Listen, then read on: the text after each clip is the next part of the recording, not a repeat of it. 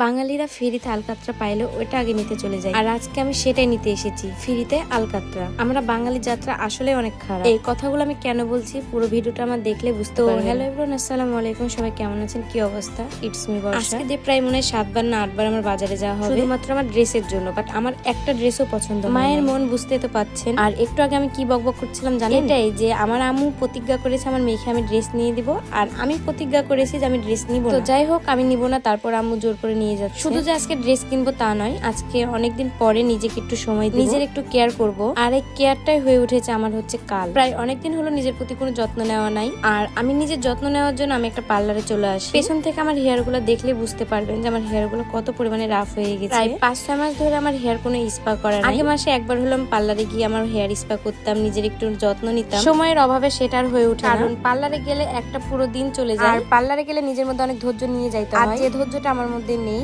আজকে হাতে অনেকটা সময় রেখে নিজের একটু যত্ন নিতে গেছি। সামনে যেহেতু ঈদ আসছে, সেহেতু নিজেকে একটু পরিপাটি করতে হবে। কিন্তু এখানে আসার পরে আমি যে একটা প্যাকেজ নিয়েছিলাম, সেই প্যাকেজটা শুধু না আমার হেয়ারের কোনো উন্নতি হয়েছে, না আমার ফেসের। মাত্র আমি ফেসিয়াল করলাম, তারপরে দেখেন আমার ফেসের কি অবস্থা, আগের মতনই আছে। আর এই পার্লারে নাকি ভিডিও করা এলাও না, তারপর আমি একটু চুপ করে ভিডিও করে নিয়েছি। ওই তো বললাম না, ফ্রিতে আলকাতরা পাইলে যেটা হয় আর কি, সস্তার 12 অবস্থা। এখানে যত কাস্টমার আছে সবাই কিন্তু ভিডিও দেখে আসছে, কিন্তু এখানে আসার পরে নাকি ভিডিও করা এলাও না। কি একটা অবস্থা! এখানে করার যে আমি ট্রিটমেন্ট গুলো দেখলাম হেয়ারের, আমার একটাও পছন্দ হয় না। হেয়ার রিবন্ডিং করতে 4 ঘন্টা থেকে 5 ঘন্টা লাগে, সেইখানে তারা লাগিয়েছে 12 ঘন্টা। আর প্রায় মানুষ কমপ্লেন দিয়েছে ওইখানে। আসলে ওইখানে ভিডিও করা এলাও না, সেজন্য আমি ভিডিও গুলো করতে পারি না। নামি দামি পার্লারে গেলে সার্ভিস একটু খারাপই দেয়, আর যেটা একটু কমা পার্লার সেগুলাতে সার্ভিস ভালো দেয়। তো আমি সাজেস্ট করবো রাজশাহীর মধ্যে আপনারা যারা আছেন তারা কখনোই রোজা মেকওভারে যাবেন না, কারণ রোজা মেকওভারে একটু খুব ভালো সার্ভিস দেয় না। আসলে আমি তাদের এখানে কোনো ভিডিও বানাইতাম না, শুধুমাত্র একটা কারণে ভিডিওটা বানানো, সেটা হচ্ছে টাকার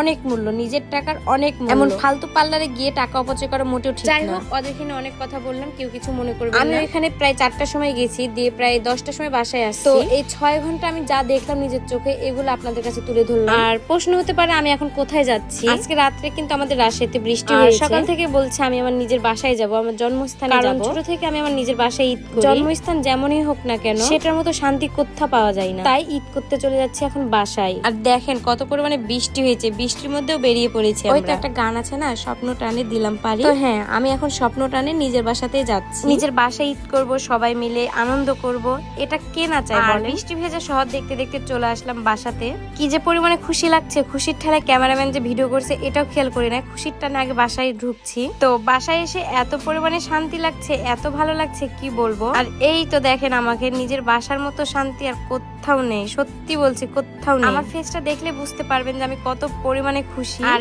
এখানে যখন আমি আম্মুকে বলছিলাম আম্মু তোমার কেমন লাগছে সেটা বলো, আর আম্মু দেখেন খুশির ঠেলাতে এই তো শুয়ে পড়েছে। তো আজকের ভিডিওটি এই অবধি। সবাই ভালো থাকবেন, সুস্থ থাকবেন। আল্লাহ হাফেজ, টাটা, বাই।